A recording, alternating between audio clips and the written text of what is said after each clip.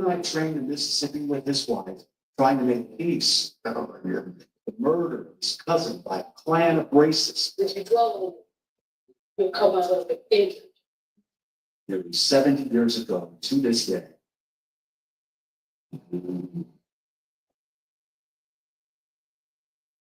Do you forgive Mississippi? Do you forgive America for what happened? Do you forgive those people?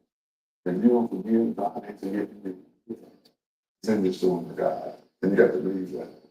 Is it hard for you to go back to Mississippi ever? For a long time, I wouldn't go for over 10 years. This 86-year-old preacher at the sunset of his life is the only living witness of the kidnapping of Emmett Till in 1955. They were barely teenagers when he and his cousin took a train like this one from their home in Chicago, spent the summer with family in Mississippi, but only one of them would return alive. God big and fan this time down south. When you're young, just want to get there and get it going, sing, get good. Both of you were excited when there, and it was an adventure for us, you know. But see, I'm from the south. I'm cute there, and I'm always in the south. He didn't know it. I knew where I was going, probably going behind. He says they warned his cousin things were different behind that iron curtain in America. That black children who were out after dark could pay with their lives, and that black boys should never even dare speak to white women. You know, you can be killed for reckless eyeball. For reckless eyeball. Reckless eyeball. You know who was white in 1955? I believe it. Yeah, I believe it. When we arrived in the Mississippi Delta in the morning rain,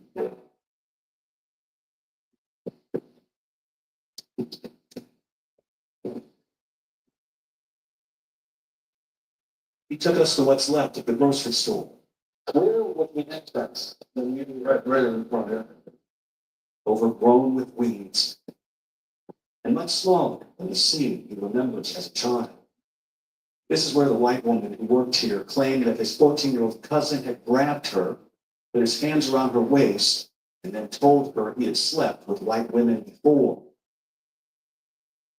It was all over the daily papers with quotes from a young Wheeler Parker calling 21-year-old Carolyn Bryant a pretty lady, interviews he says he never gave. Bryant and her husband Roy owned the store. In 2007, she told a book writer that she lied, and then she died in 2023, never apologizing to the black families. What should I not forget to tell America about what happened? It's history. Not here to serve around the mouth here, really. Talk about history. Let the world see. Let the world know how far we've come. America is great. We made a lot of progress. We should do a better job and be more open about it. Yeah, you can't deny that, you know. That's the truth. The people make it free. Reverend Parker, who was there, says the truth is that Emmett Till only whistled at the woman. He says the bigger mistake was that he and his cousin and a few other black boys were there without an adult. They knew in seconds their lives were on the line and ran from the store. What happened next would leave a bloody stain on the fabric of American history. 2:31, I hear these people talking. So you got two boys here from Chicago. One come to the one to be the talking. I said, God, I said, I'm getting ready to die. They said they kill us. But when he did that with the spirit, when he was so delivered, he violated a big boy.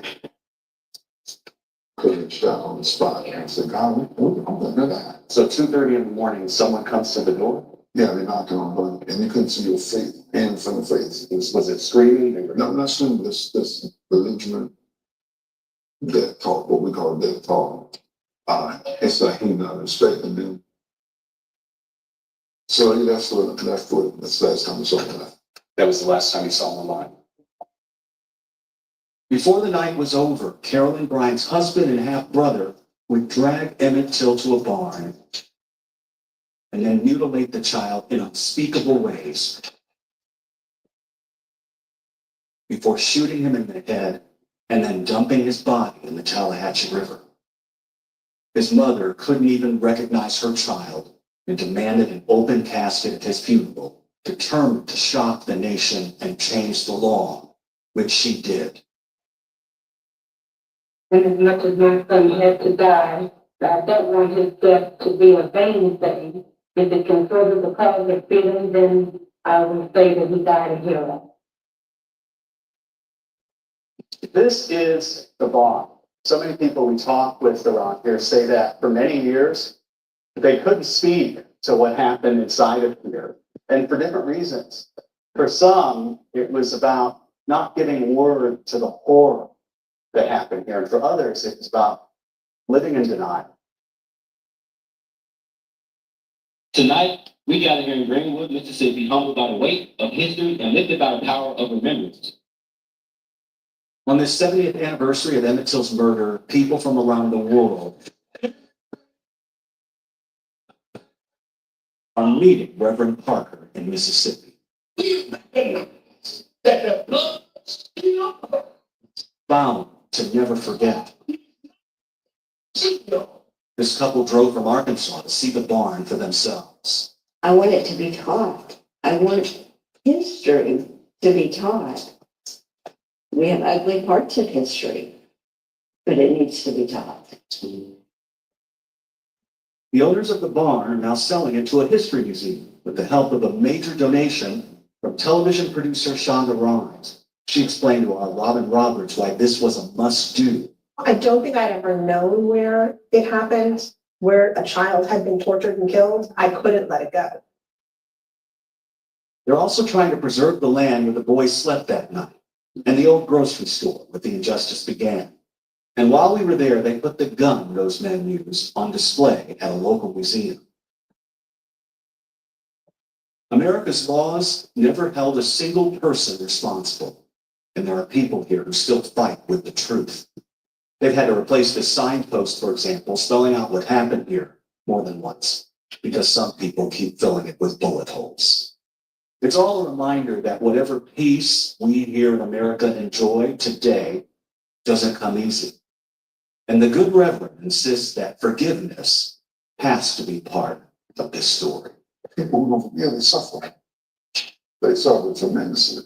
But this is about people who are lynching people, that a lot of Black folks aren't in a reconciliation mood and want a different attitude for different times. Right. From our perspective, everybody got to come to temple God. Get people to see the light. That's my job. And Martin Luther King took that attitude, Jesus took that attitude. And that's what we have to do, try to change individuals.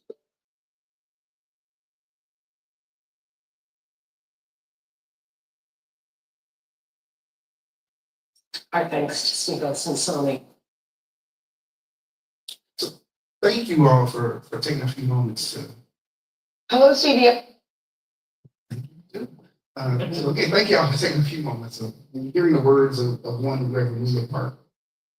Side note, Reverend Parker, along with Simeon Wright up to his passing, were these consults of the early work, and even to some degree, well, not so much Simeon Wright because he's since passed away. But when it comes to the work of the Interpretive Center, we believe it was the early commission as well as the current center values very greatly the thoughts and concerns of Till family, and more specifically that of Reverend William Parker. You'll hear more about that from our colleagues, one of whom being none other than Miss Jessie Jaynes-Diming. And so with that being said, we're gonna go ahead and officially introduce our panel. I'm gonna read their biographies, and then from there, we'll continue. So the first biographical sketch that we can talk about is none other than Mr. Hermon Johnson Sr. Birthday is that of May 5th, 1929, based off of Douglas. He is affectionately known as the man behind the scenes for his steadfast and often quiet leadership in the historic African-American town of Mound, Bayou, Mississippi. He's a retired leader. Mr. Johnson is recognized as a living historian and expert on the town's legacy of self-determination, economic independence, and civil rights activism. After graduating from Southern University and A&M College and serving in the U.S. military, Mr. Johnson returned to Mississippi, where he began his professional journey under the leadership of none other than Dr. T.R.M. Howard. He was hired as a field officer for the Magnolia Mutual Life Insurance Company in Mount Bayou, stepping into the role previously held by none other than Mr. Medgar Evers, who had relocated to Jackson. Johnson's work placed him at the heart of the community's social and economic empowerment efforts. And so during the height of the Civil Rights Movement, Mr. Johnson formed relationships with key national leaders such as Coretta Scott King, John Lewis, and Julian Bond. He had the rare opportunity to meet privately with Dr. Martin Luther King Jr. in Mount Bayou. During the trial following the murder of Emmett Till, Mr. Johnson served as one of the drivers who transported Dr. T.R.M. Howard, gaining firsthand knowledge of one of the movement's most pivotal moments. And so I'm just going to condense a little bit of this because we definitely want to hear more from him. So in the aftermath of a devastating tornado in Inverness, Mississippi in 1972, Mr. Johnson responded by initiating the founding of the Delta Housing and Development Corporation, which was a nonprofit organization dedicated to building homes and offering housing assistance across the Delta. Mr. Johnson was previously married to the late Alfreda Johnson and is now married to Maddie Johnson. He is the proud father of 4 children and the patriarch of a growing legacy of grandchildren and great-grandchildren. I give to you the incomparable Mr. Hermon Johnson. And so next, I have the pleasure to introduce you to Miss Venita Halbert. Originally from Chicago, Illinois, she has lived in Tallahatchie County for the past 2 decades. She graduated from the illustrious institution known as Mississippi Valley State University in 2018 with a bachelor's degree in business administration. Her highest hope is to bring jobs and opportunities to Tallahatchie County for all people. She is eager to make a positive difference in the community. Ms. Halbert serves as the Emmett Till Interpretive Center's, I added words that went there, as the Interpretive Center's Community Engagement Coordinator. Y'all give it up for Ms. Halbert. And then we have Ms. Jessie Jaynes-Diming. She is a passionate, and let me say it again, she is a passionate community activist, wanting to see change for the future. Born in Chicago, she lived there for 51 years before becoming a transplant to Tallahatchie County. Now, this is what was read here, okay? All right. She was a founding member of the Emmett Till Memorial Commission, preserving the story of Emmett Till, and wants that story to be the cause for for more healing and learning. Mrs. Diming now works as the Interpretive Center's Special Projects Coordinator. Mrs. Diming. And last, but I guess not least, is yours truly. So I, Benjamin Saulsberry, am a native of the West Tallahatchie. I read my own Bible.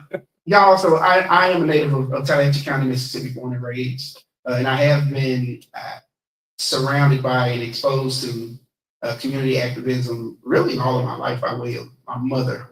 Probably made me follow because she couldn't hire a babysitter. Having said that, I have had the great pleasure and honor. I'm a former educator, graduated from the illustrious institution known as Mississippi Valley State University as well in 2008 with a music performance degree, and I have some graduate studies from the University of Mississippi. But I've been directly engaged with this work, really, even prior to officially volunteering in 2016 with the Interpretive Center. I kind of had my very first start with the Emmett Till Historic Interpretive Center of Glendora, Mississippi. I want to say back in to show you how old I am, back in like 2013, maybe, something. So with that being said, I've had the great privilege and honor of speaking to literal thousands of folks over the last 10 years as pertains to race, racism, what racial reconciliation could like, what our community and organization has tried to foster when we talk about those things. And a host of other things in places like Harvard Law, the University of Detroit and Mercy, and have also hosted a number of trainings in the vein of the work we do as it pertains to preserving this legacy and sharing this narrative to others. So that's me in a nutshell, and that's what was written on this phone / website. So having said that, before we go further, I want to encourage you to think about the first time you heard the name Emmett Till, first time you were introduced to Emmett Till. Just think about, where were you, right? How old were you? What was going on in your life at that time? And we may actually be able to, we will set aside some time for us to share that as well. We're going to start with the panel, and we're going to actually give Mr. Johnson the floor from it. We're going to segue really quickly to hear just a brief first encounter with Emmett Till from members of so Ms. Halbert, if you don't mind, you want to start us off?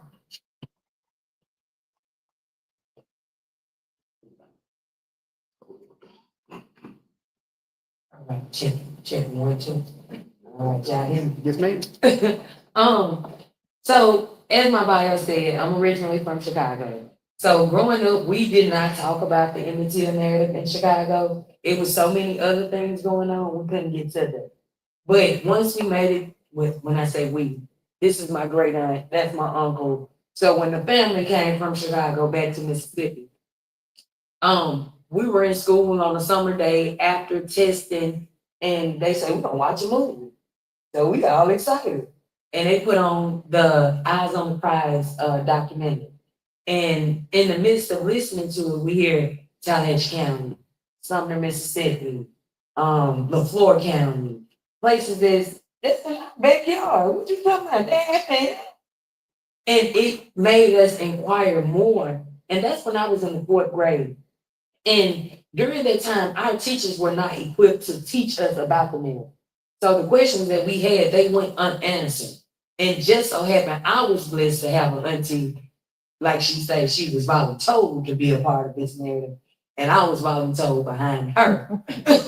So in times where I didn't want to go, she drug me along. And this is when we were talking about a lot of these narratives that was a part of the Civil Rights Act, the movement, everything.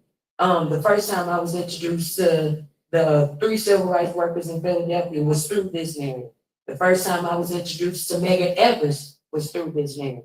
A lot of names that I'm learning now, and I'm 31 years old, is through this narrative. It was not in school. It was not at home. It was now. Now that it's a discussion, now I'm learning. And that's scary to me, especially being that I have 2 little girls that's in the same community that I grew up in. And it's like, not to toot our own horn, but the work that we're doing is changing that narrative. We're creating curriculums, Ben is doing training, our youth engagement coordinators empowering our youth to know how to tell their own stories of their own community. So we're changing that slightly, but that's how I was introduced. I grew up celebrating, commemorating by the Jet and Ebony magazine in Chicago, Illinois. Every year, we always got that update. I was only 3 years old when Emmett passed away. But I think I was bitten by the history bug that followed me into this work by being a board member of a clinic, and then meeting my husband in Chicago and traveling with him to Mississippi, and becoming enamored with his childhood friend that he grew up with, Jerome G. Little, which at that particular time was running for the position of supervisor. And he became the supervisor. He ran 3 times and became the supervisor over the courthouse. And when he became the supervisor, the courthouse was about to be condemned. He understood that he could not go to his constituents, to the community, and say, I need $2-3 million to keep this courthouse. We're 2 counties seat, but they didn't want to give up their courthouse. So he invested in going to the legislators and convening William Winter and Benny Thompson and Senator David Jordan. And in that meeting, Senator David Jordan, at the time of the trial, was a 19-year-old Valley State student. And he brought to the floor that you're asking me to earmark some money and you're sitting on the most historical landmark of the civil rights movement. And to shorten that part of it is, we're sitting here today because of that conversation, because of that recognition by Senator David Jordan being told to cover trial. And then 50 years later, because Jerome and my husband and the other members of the community of Tallahatchie County and the surrounding area, they weren't allowed to talk about it. So they didn't know the significance of the courthouse that they ran in and played with and while their parents took care of their business, and that this was the site of where Emmett Till's murderers were acquitted.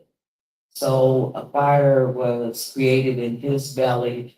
He wanted to apologize to Mamie. He didn't get to give her that apology, but he did give it to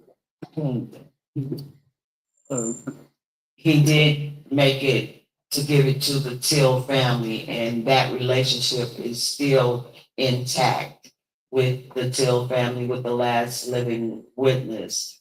And I heard about it as a child and never forgot about it, because I believe in walking your path. When you're walking your path, it has led me to be here today and to learn so much more and to do so much more. So I'm just gonna leave it there as when I heard about it.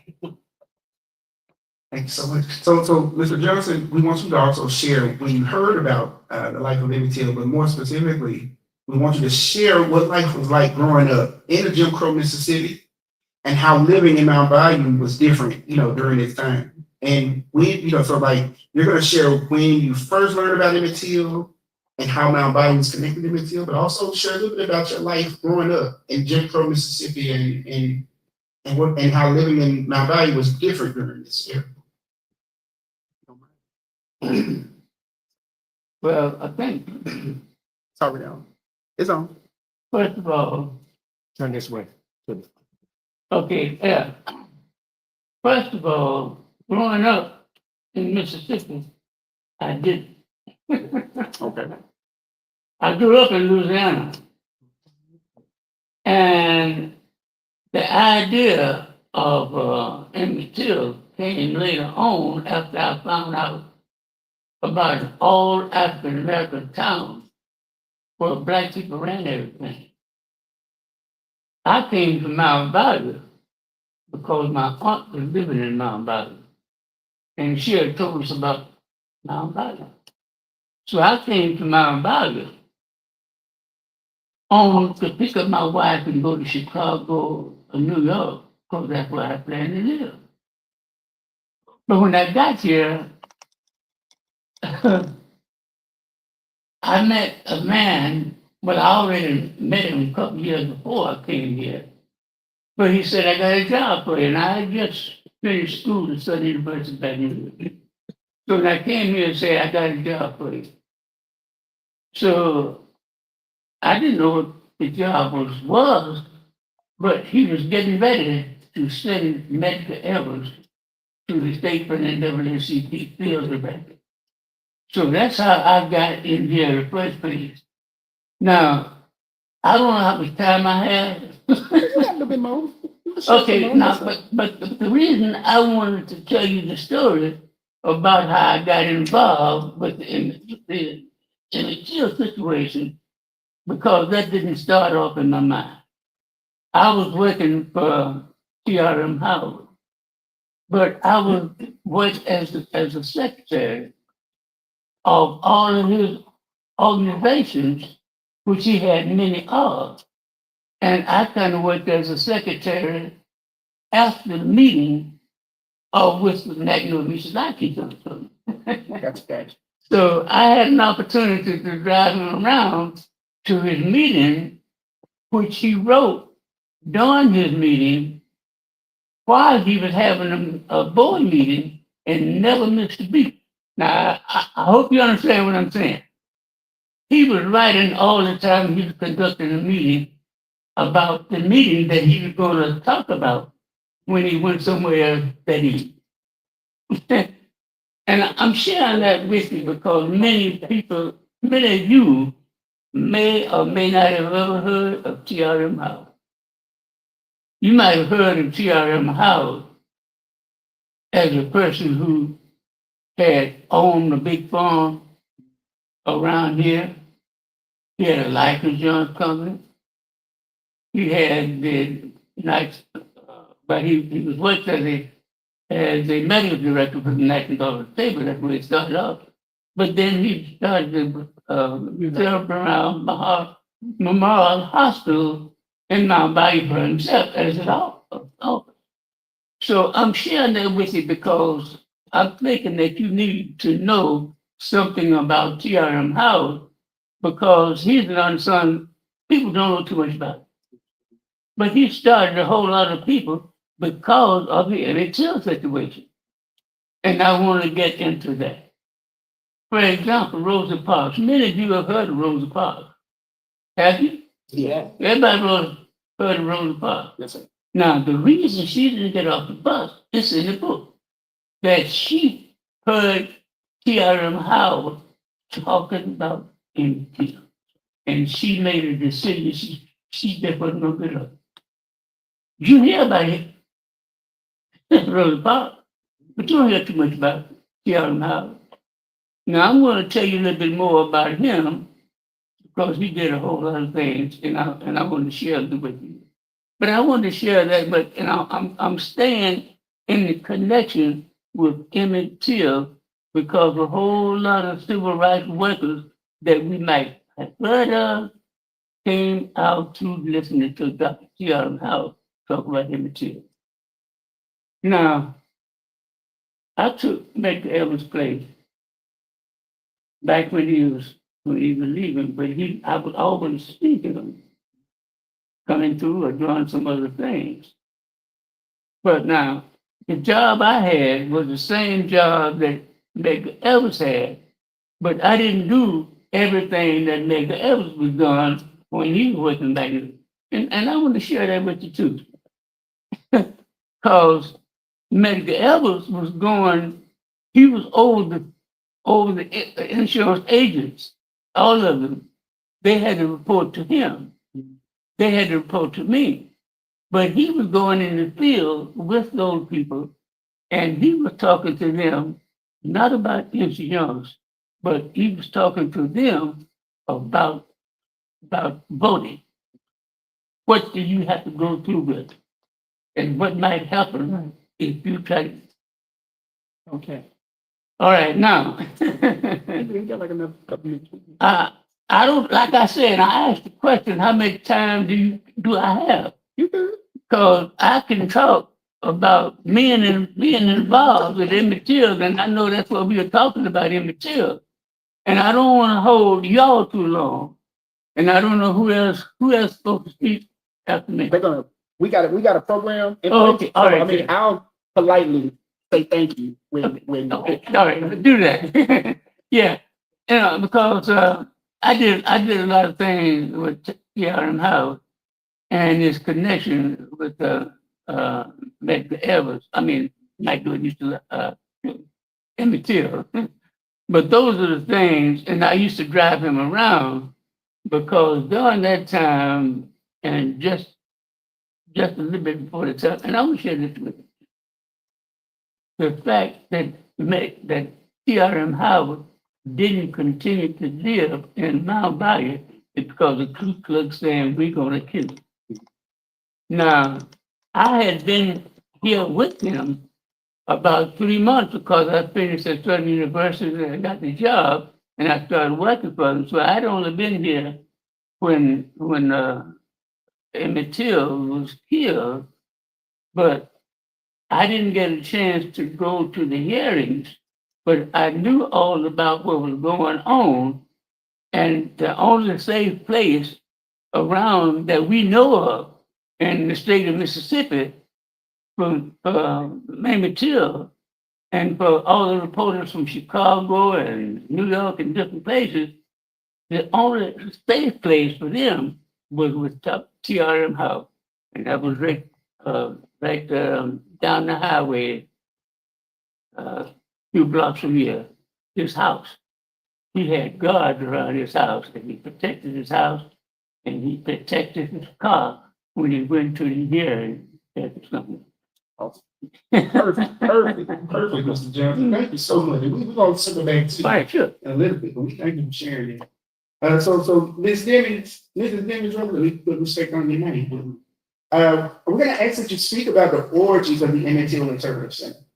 And how it was created out of the desire to break the silence that overcame some. So the creation and legacy of the Emmett Till Memorial Commission, local social change, and how ETMC / Emmett Till Interpretive Center set the tone doing meaningful work around racial reconciliation and respectful memorialization work. I'll tell you what, let's shorten it down. Let's say it this way. So Mrs. Dimings, I want you to talk a little bit about what it was, the early days of the commission, because the commission predates the Interpretive Center. So if you don't mind, talk about the early days of the commission, their purpose, and how they morphed into the creation of the Emmett Till Interpretive Center. The early days of the Emmett Till Commission was established by Jerome G. Little. And it came out of the fact that courthouse was about to be condemned, and that funding for the courthouse was centered around the restoration of the courthouse on the significance of that the trial for Milo and Brian was held there.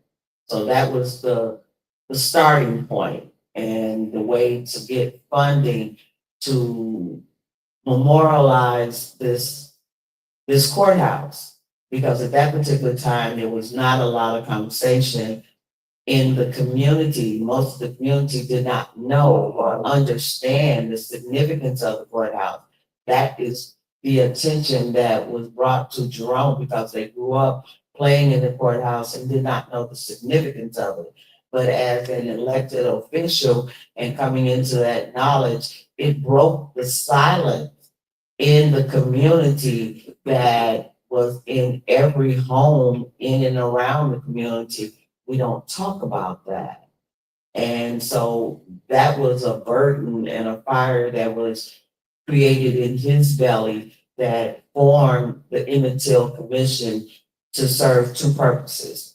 First, to shine light on the significance of it. Second, to restore it back to 1955. And then we'll go on to the second half of it, was to apologize to the Till family for the injustice that did not happen, for the justice that did not happen, and the injustice that did happen in the recognition of that they were acquitted of Emmett's death. But we have to understand that the commission was formed because of the silence and the lack of knowledge that not only Tallahatchie County, but most communities experience around the narrative of Emmett Till. So it was first about monetary to save the courthouse, but secondly, because of the significance of the heinous crime and to break the silence, and because of the economic of it was that Black people couldn't say anything because who they're gonna say anything to, because at that particular time, it was all plantation life. Everybody worked and lived on plantations, and just about all the plantations were relatives. So who you gonna, if you work for John Bill, his grandson owned the next plantation, and your cousins lived and worked on that plantation. So what can you do? So the Emmett Till Commission was formed, and it was formed to be inclusive of all of the communities. So everybody had, each town in the Tallahatchie County could recommend two people to be a part of the Emmett Till Commission. I was volunteered to be the Tallahatchie County, Tutwiler Community representative, and I served in that position up until year before last. I served on the board. The commission was formed around restoring the courthouse, reconciliation, because at that particular time, now people are saying, yes, there was some injustice. So how do we reconcile this injustice? How do we reconcile this silence? And we have to do it together, because not a penny was coming out of mostly a Black home. All the money was coming out of the white home to save that courthouse and to restore it. So you have to work together. But the underlying current of it was the good work that could come out of recognizing what happened there, owning the story, telling the story, leaving a legacy, and taking that scab off of the silence, and recognizing Mamie and her struggle to make a difference. Because everybody galvanized and stood up behind her. That's why we have Mr. Howard being interested in her, because she stood up and said, I'm gonna open this casket up. I want the world to see what y'all did to mine. And for me, in the later years, I believe that she gave power to all the other mothers that lost loved ones during that time. And they had to get up the next day and go to work for the perpetrators or the perpetrator's family. So she not only gave the power for civil rights, for Rosa, for Martin, and for everyone else, she gave some justice to other mothers that lost individuals. So the Emmett Till Commission struggled with having an apology written. Okay, so it took us a long time to, I don't know where I'm sitting on or something, but it took us a long time to get those words out and to have them to have the meaning that we didn't do it, but somebody needs to say that we're sorry that we didn't do what should have been done. But if you consider the times, it could not have been done. So we came into our time, the organization was formed, they worked hard to have the courthouse restored. And so in some people's eyes, that was the prize, to have the courthouse restored back. But because of people like myself and because of Jerome and the other members of the commission, we didn't leave it there. We did not leave it there. We have what we have today. We're a national monument in 2 states that don't even touch. We have panels like we have today. I had the honor and privilege in this past August to ride on that train with the last living witness to recognize 70 years of silence. 70 years of silence. So it has put us in so many places that, and so many other communities now recognize the significance of what happened in their communities, and they're standing strong. We stand shoulder to shoulder with Mount Bayou, telling these stories about T.M. Howard. They're gonna know one day. It's gonna be just as common as Emmett Till's story, and that's the work, and that's how we do it. We gather, we stand shoulder to shoulder, and we tell the truth. And we tell our children, and we try to leave a legacy and inspire. How can we do this work? We do it together. And that was what the commission did. They fought against so many different people saying, why are y'all bringing this up? Very good. Thank you so much, Ms. Diming, for those words. So Ms. Halbert, right before I ask the question, I want to share that, like Congressman Lewis, countless young people, in his words, were at the edge of manhood, because young people did, not his word, felt a connection to him, right? Emmett's murder activated them to become involved in the civil rights movement, and there is a message the youths of the time can share with youths of today. So respectfully fast forwarding, Ms. Halbert, as a child or as a younger person, you were around the work of the Emmett Till Memorial Commission by way of your aunt, who is now your colleague or our colleague, and you saw some of the work up close and personal. And you were a part of the earliest youth engagement work. If you don't mind, will you please speak to youth engagement work led by our colleague, Mr. Jay Rushing, and how ETIC has engaged young people around the Till narrative, which includes but isn't limited to the curriculum, film academy, the youth advisory council. And you've also had an opportunity to organize activities for young people and others in our local community within your station as community engagement coordinator. Like, what have some of those initiatives been? And I'll tell you what, Ms. Albert, I can share a little bit about Mr. Rush's work, because I know that can be a lot. And then you can, and then by all means, feel free to elaborate and share on that, as well as your direct work with the center. And so Mr. Rushing, as stated, serves as our youth coordinator. And so let's get down to the meat and bones of it.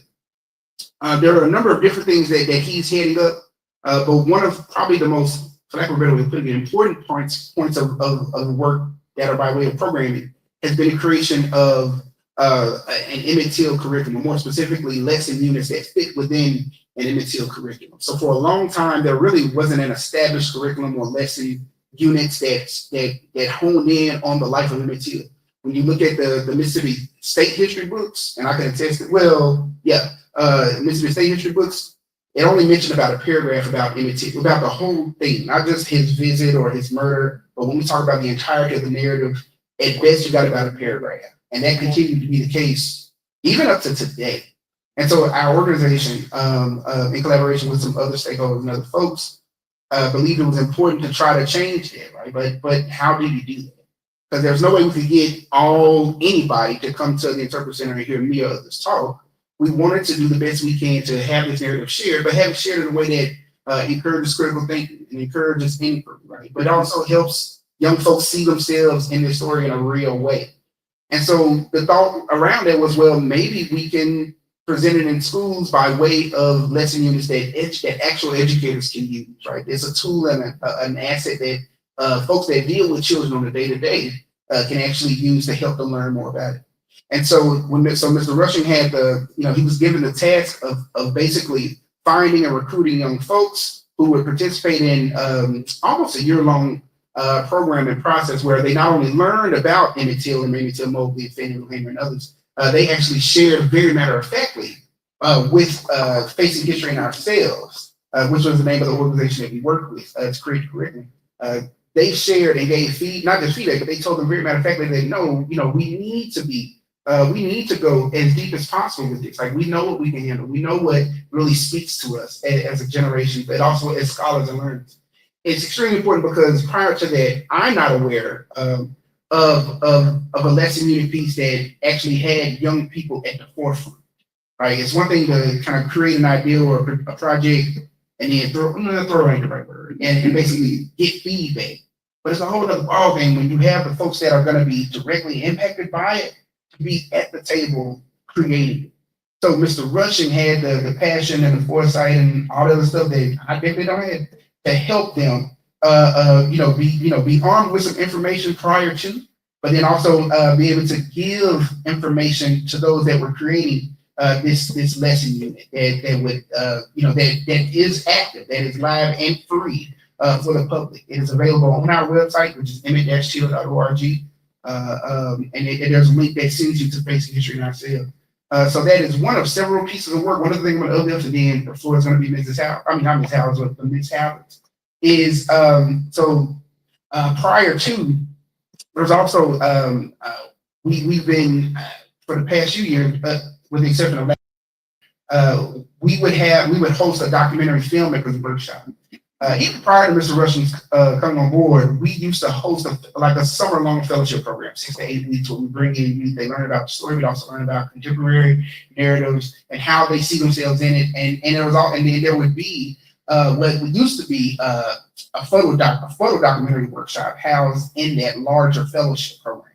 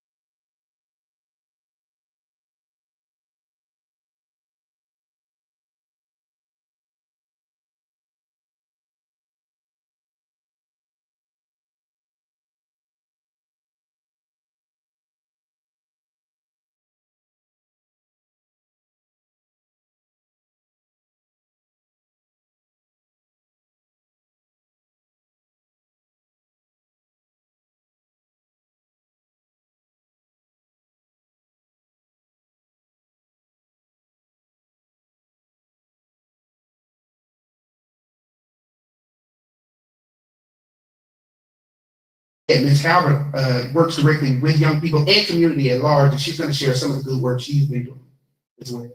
Ms. Halbert. Back here, y'all.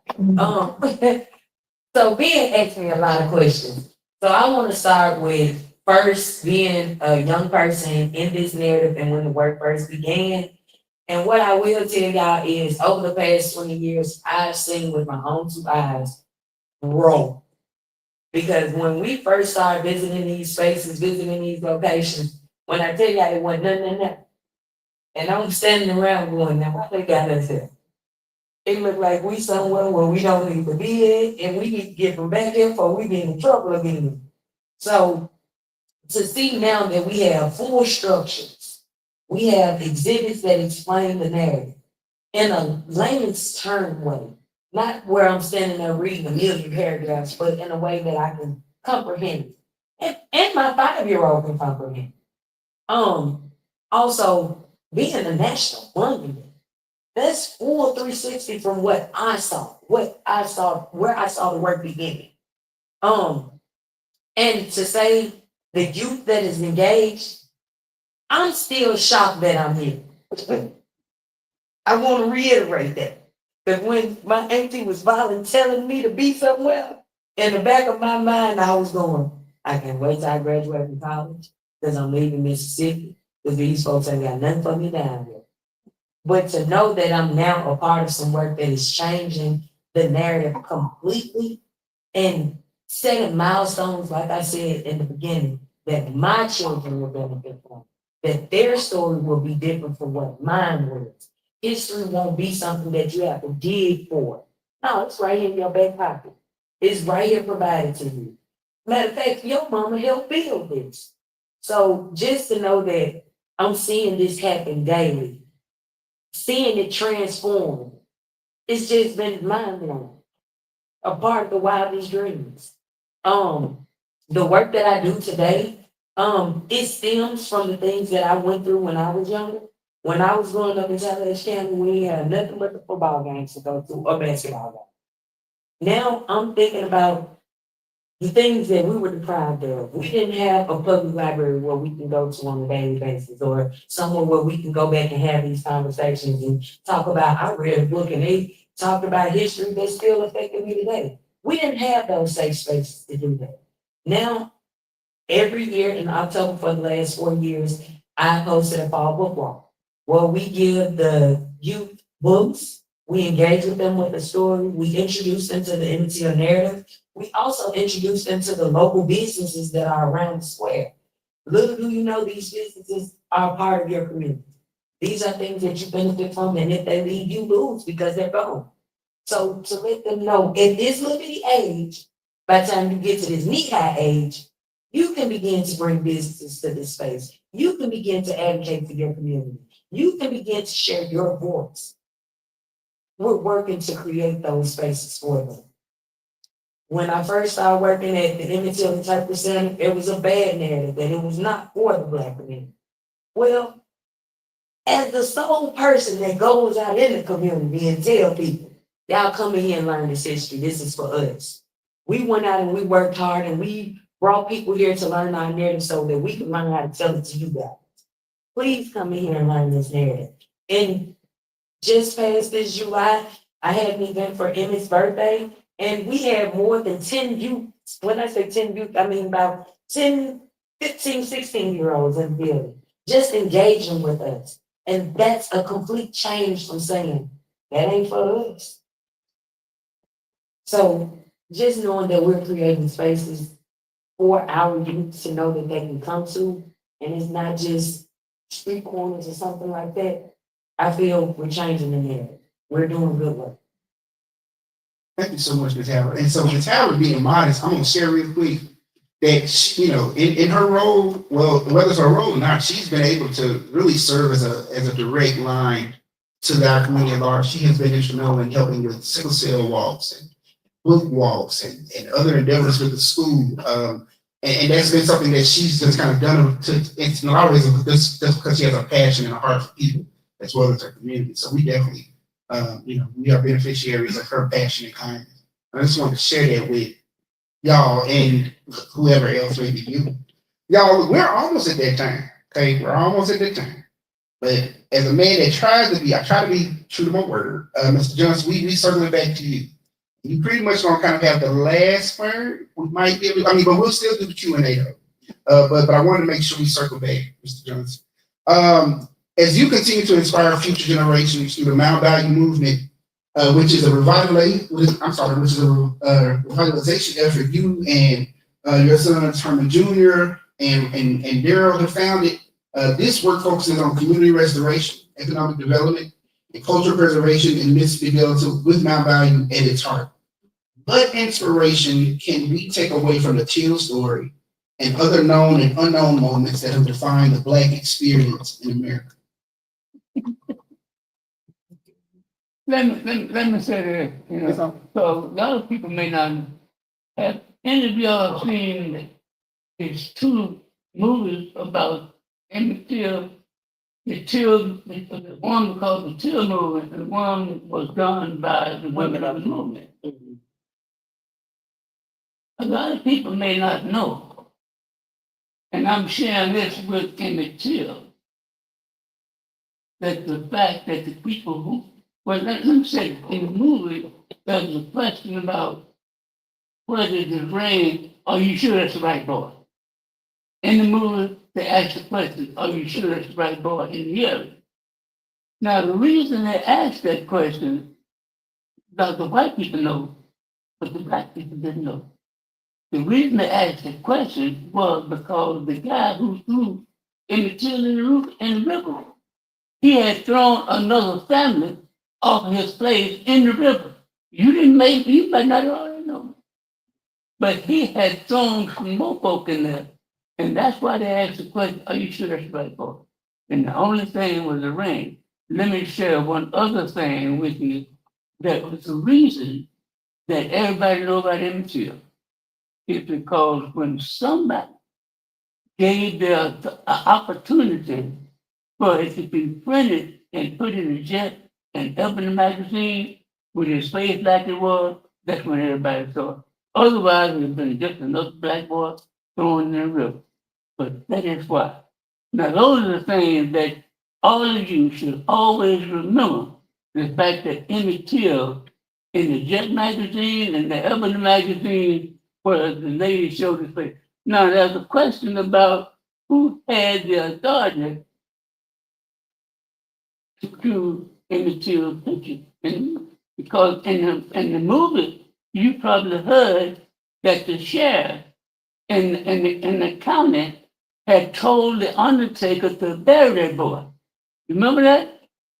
Bury that boy. But somebody stopped it. Now that's what somebody said. And there's so much we learn by being with the museum here in Mount Bayou. You don't know how much. Let me say something. And I know I might be talking a little bit long, but I'm saying this because a lot of people don't know. The history books of the state of Mississippi didn't have anything about Mount Bayou. You get to go to the index to find out that Mount Bayou, the city in the area of Mount Bayou, had the best grade of cotton in the world. I ain't talking about in the United States. I'm talking about in the world. You might not have known that. In the world. And the same people who ran the plantation had slave owners in Vicksburg had the best grade of cotton in the world. And they came to Mount Bayou and did the same thing. We only was big enough population-wise for one cotton field. You know how many houses we had? 6 cotton fields in Mount Bayou because people were bringing that cotton here to get it. I'm sharing that information with you. We talking about the history of Black people and how Emmett Till and all of those was in there and sharing that information with you because it's things that you don't know. And I don't want to talk too much about it. But that's right there. That's a great segue right there. Thank you so much, Mr. Johnson. And thank you all. We're going to open the floor for Q&A before we have closing remarks. Are there any questions from the audience? I ain't gonna look directly at nobody. I ain't gonna put nobody on the spot. But are there any questions from the audience? I just have one question that I'd like to just maybe someone address. Why, when it was so many children that was killed in Mississippi, so much murder, so many people hung, why Emmett Till?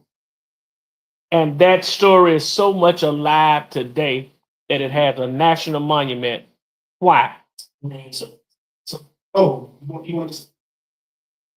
Just a little tidbit. I'm not asking for an answer. I'm just putting it out there because I know that there is a spiritual side to this as well. But I think that question needs to be answered. I mean, dealt with, not actually answered, more so thought about it. The reason I open my mouth first is it, because a lot of times that question is asked when we have larger groups. And in my mind, as a mother, and I keep bringing it up because Mamie never conceived again. Mamie never had any other children again. Emmett was her only child, and she fought till her death for his life.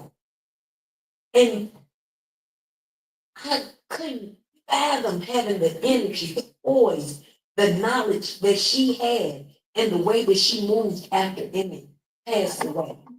Doing the tours of the South that Rosa Parks heard her story.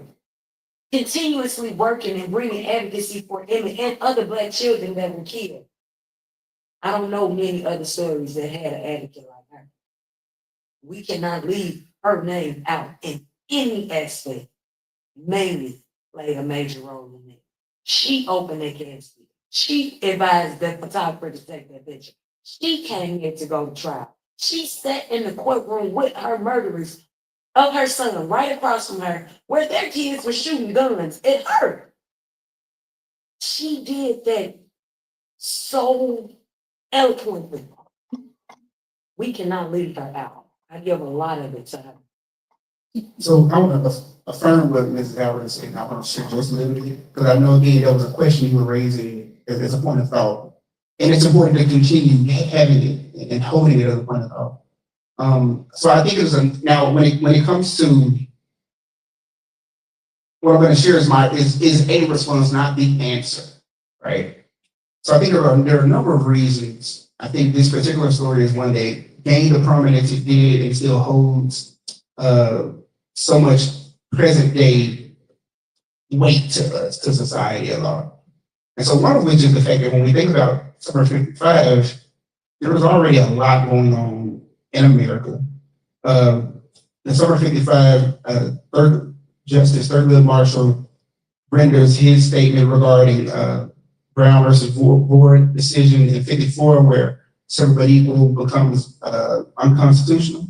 Well, a year later, Thurgood Marshall, gives his now, famous quote around all deliberate speed, which speaks to the importance of not just saying it's unconstitutional, but hey, we have to become intentional and make this a point of urgent matter where separate but equal is no longer a practice. Keep in mind, we're talking about America and more specifically the South. We're talking about Black and white children almost having by way of legal matter to learn together. So desegregation in a lot of ways, in a very real, measurable way, is not just illegal, but it will no longer continue to be the norm.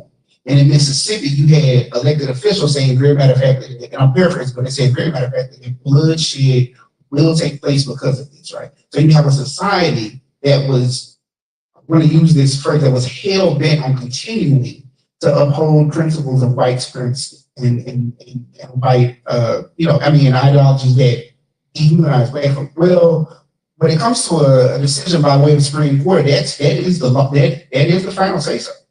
And so Emmett Till, being a 14-year-old child, is now coming into a Mississippi that is already at a boiling point. It's already a powder keg, because we also have two other murders in Mississippi in particular that take place. One of which happens, as a matter of fact, like about 10 days before Wheeler Parker and Emmett make their arrival in Mississippi.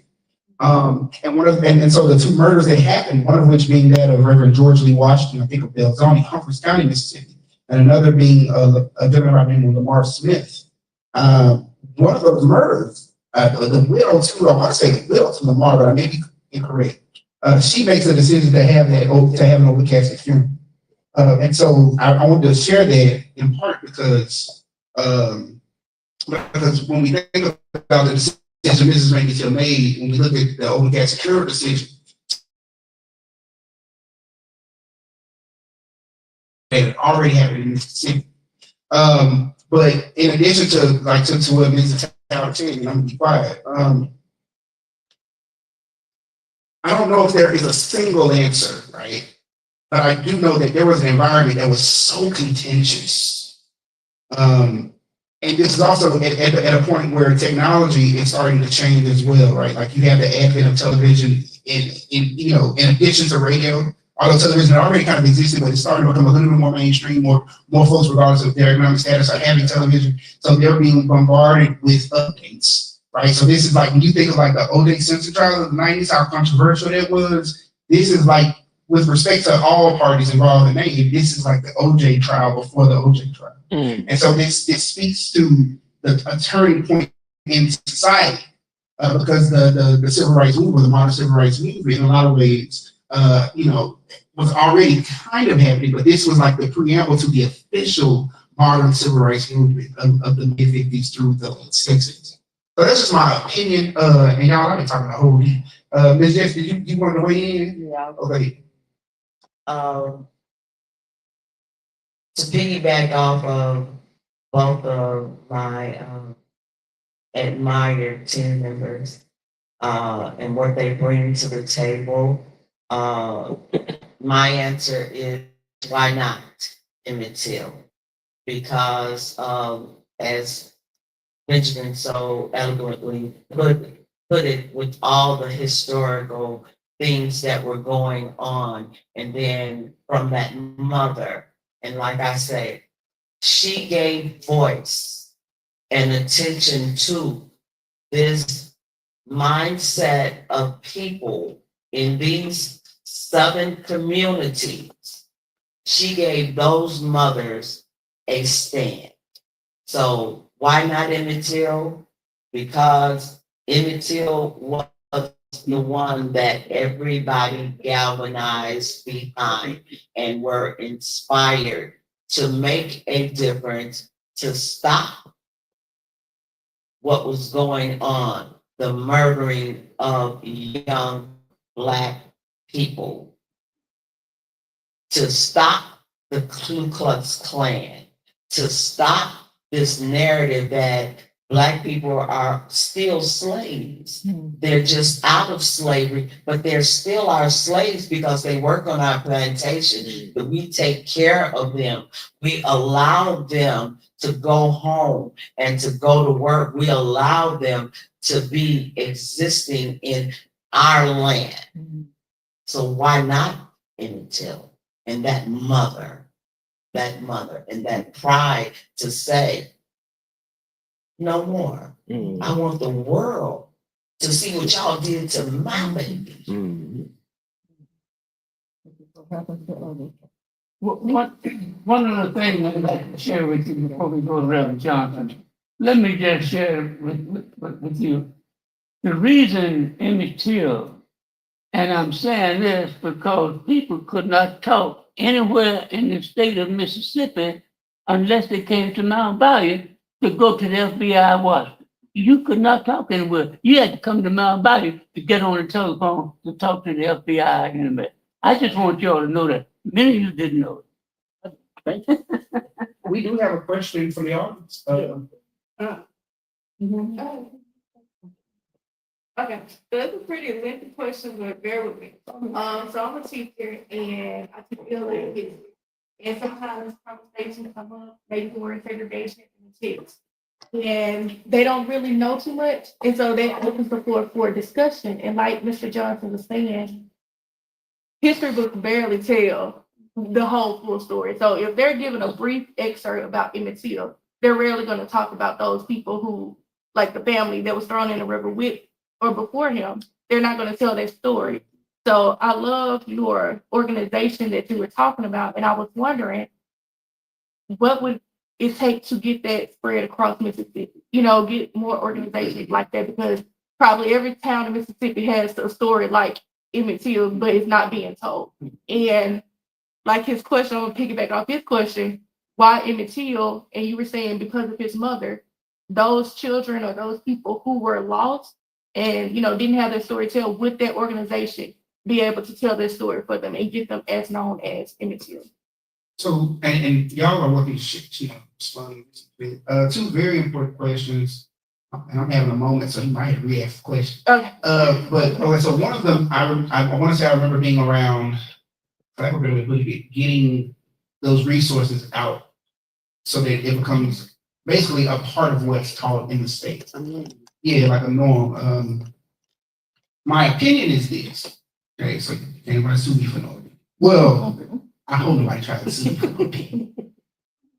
There are I think there are a number of different approaches. As of now, there have been challenges, or at least there seems to have been challenges from certain folks when it comes to sharing history objectively. And so, in some ways, it kind of becomes, as unfair as this may be, it kind of becomes a burden on the individual educator to look for or use resources that are available. Because, and I say this being ever so many years removed from the classroom myself, I know that depending on your subject area, you know, especially if it's a tested subject area, the district is basically telling you, hey, the numbers got to look away. Like, it has to look away, which doesn't give way to a lot of creative liberty as an educator, right? So having said that, I'm of the belief that there are a few things that our organization has to do, but then there also are some things that we hope we can encourage community at large as well as folks that are in education to do. So one of which is continued sharing in spaces like this, right, where we let folks know that, hey, there are resources for educators and others to introduce this story in a way that can be relatively easily implemented or applied within the education setting.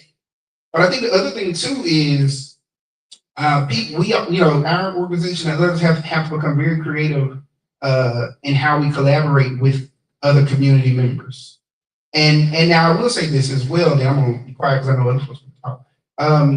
It seems as if there is momentum from other facets of community within the state that are showing an interest in this lesson unit that we've been able to help develop.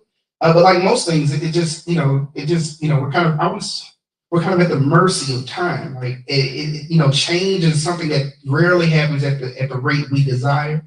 And in order to make change a part of like a permanent fixture, it takes that much more time and energy.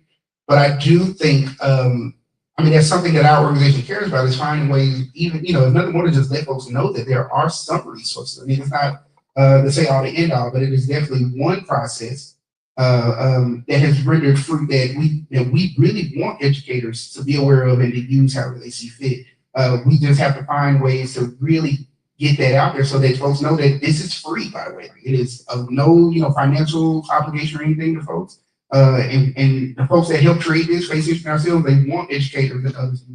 But last, and I'm finished, is I think we gotta find, you asked, your second question was what was your second question?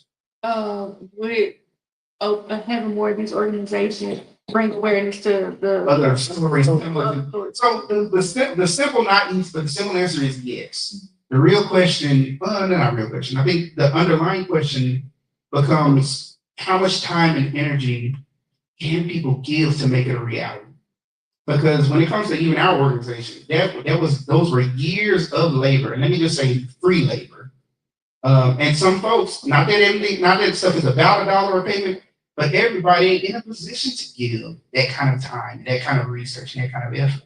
And not to say it shouldn't be taken, and not to say that there isn't a way to make it a reality. But sometimes the just the breaking of silence is a labor.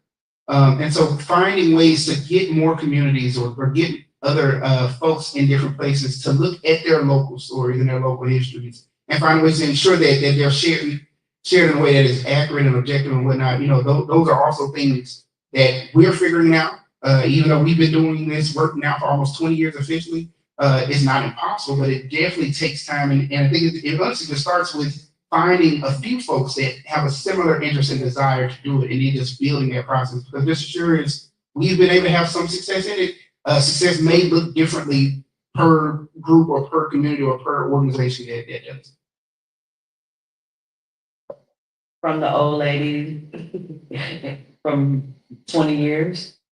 It takes time, and if you're out there and it takes grassroots organization, I did this work for $5 worth of gas and $5 for lunch, and I had to beg for that. I got that maybe once a month, but I did a lot of work.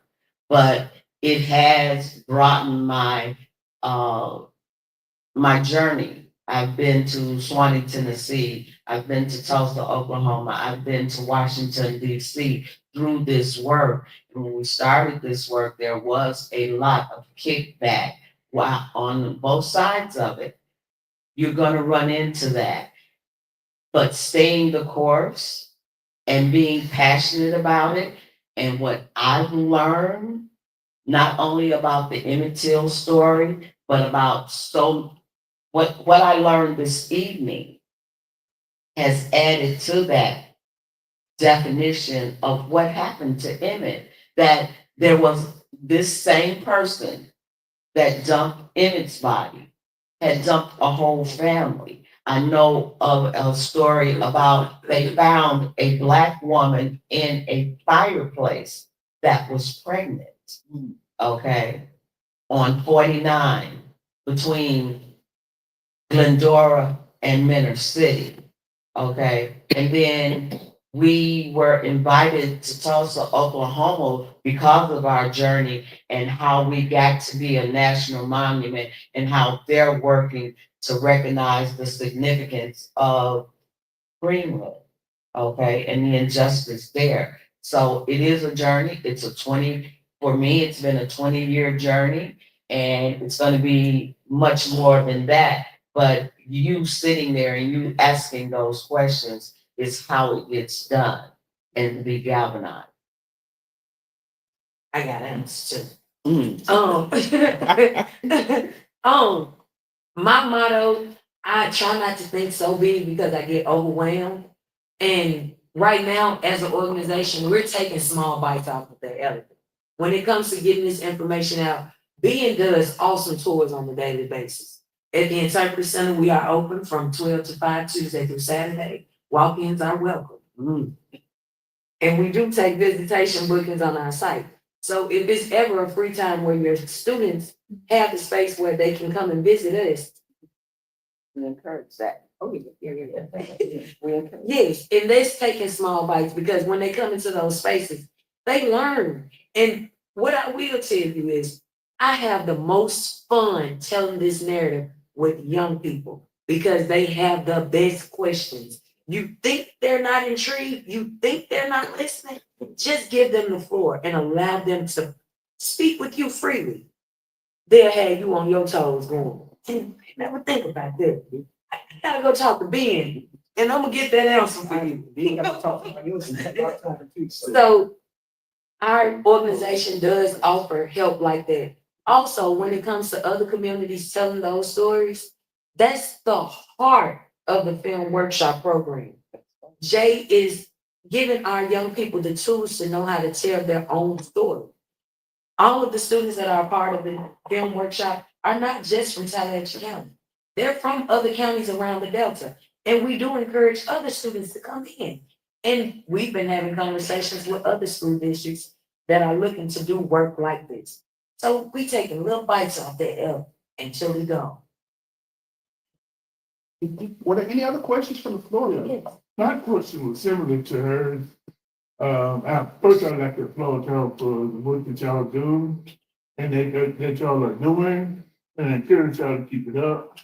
I especially like Mr. Johnson. I always love listening to history that I didn't know, because they have it all. They have the information that we don't know, and if we don't talk to them, we lose. But the thing I wanted to ask was this, that, we're from, Greenville. And so I understand the building is that way. Let me tell you, when I first came here and I saw those cars, I was so happy. Because I thought they were here. You know what I'm saying? Right. And they should be here. You know, I don't know what they're having over there, but I was so happy that, hey, Dad, we got a crowd. We might have a seat. So those are the crowds that we need to be getting, you know. And but what I wanted to say is that any way that y'all have something set up where y'all can come from the building and maybe introduce this information to some of the younger children, because if you just win one, it's not about winning a group. If you can just get one person that's passionate about the history, our history, you know, that one person can go on and change things. So I was just wondering, is there anything that y'all have planned to maybe get out and come to different schools or different churches or maybe summer programs and things of that nature? Very good question, sir. Thank you. So I'm trying to be long-winded myself because it's valid. But but not that I'm downplaying the importance of the question. So the short answer is yes. Hey, now I'm not saying. Now I want to be clear when I say yes. It's yes with an asterisk. So like there is the will and the desire to go any and everywhere anytime someone requests. Whether or not it becomes a reality, it just depends. So when it comes like this, let's talk about this particular program. You know, it takes a little bit of planning and other things from an organizational standpoint. But this is what I can tell you. I can tell you very matter of factly, even outside of this program, you know, we can offer virtual, for lack of a better word, tours or conversation. So let's say there was a church group that was interested in visiting, but they couldn't. Well, if that church group has, you know, if they got Zoom or something, they can do like the digital conference stuff.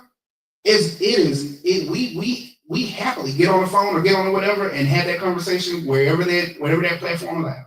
So, you know, it's not exclusive to person. We can do Zooms or whatever these other ones are. I'm gonna say this one, but if y'all can avoid it, please don't use Microsoft Teams. Not that Microsoft Teams is bad, but my personal preference, not that of the organization, my personal preference is Zoom.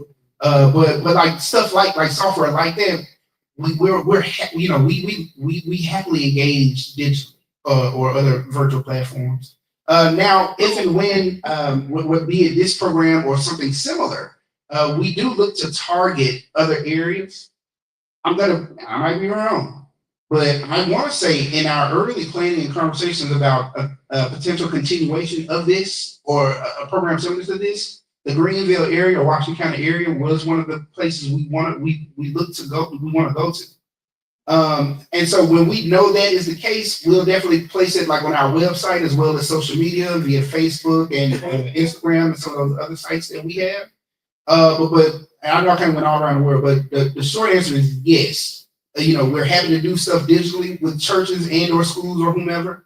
But if there's a way to get there personally, you know, I and some of my other colleagues have gone on site and engaged with persons, be they organizations, schools, churches, etc. You know, so it's just a matter of getting in touch with us, and then we do our best to try to get out there. And so we'll share all that info in the closing. No, I don't need much. I just want to say one thing. My son back there who runs the museum is connected with the largest children's museum in the country. Oh, wow. And we are working with them, and they're talking about helping to do a national museum for young people all over the country. So we'll have an opportunity to share the information with your churches. But let me say this. Many churches and many organizations in churches around Greenville and all around been coming to in busloads to Museumville. And really, we came here one time and we were so impressed that we've been back. All right. In front of our church here They was impressed. We made the tour through Sunday. We went out all around, you know, because we didn't know. I didn't know all of this. I've heard of my body of that. Never knew the history of and knew how great they really were. You know, the time of my body. I didn't hear my body, they got a kidding me. But I didn't know the history. But now that I've come here and I've listened to the different people explain what's going on, and I understand how important it was for my body, the importance of my body played in the whole scheme of it. Yeah. How Venita got involved, we put together what we call a student exchange tour. And that tour in its last year included West Valley, East Valley, LeFlore County, the Choctaw Nation School in Philadelphia, the county school and the city school. That is something that I think is a model that should be brought back, whereas students go. I think that the schools should understand that we are there and available to them for Black History Month or for at any time that they can tap into our organization. And like I said, we do travel, and I'm gonna go right back to, it's the people, it's the grassroots people. It's what you want to see for your community. It can be worked out. Student exchange is a good one. Us putting ourselves out there and letting schools know how we can either Zoom or how we can go these panels, but it takes a village. And if you have the desire, we will come. Okay, and it's just a matter, and in this day and age, it's a little bit easier to connect up and to do these things. I think that it should be offered in that manner as far as schools and churches and any organization. And we do get a lot of them, especially college. So ladies and gentlemen, with respect to time and everything else, we really do thank y'all for coming out in this space. We definitely want to thank none other than Mr. Hermon, Senior, for coming out and singing all this with some knowledge with us. And so I'm going to read us out on our closeout, y'all. Again, we want to thank the Mound Bayou Museum for graciously hosting us and welcoming the community here this evening as we remember and reflect on the importance on this important moment of history. Our organization has been grateful for the many community partners we've had this year being the 70th anniversary, and especially those who supported the Remembering Emmett series. This museum has been an amazing partner in this work. And we truly appreciate you all tremendously. I mean, I read it, but I mean, like, we really do thank the Mound Bayou Museum and the good folks in Mound Bayou.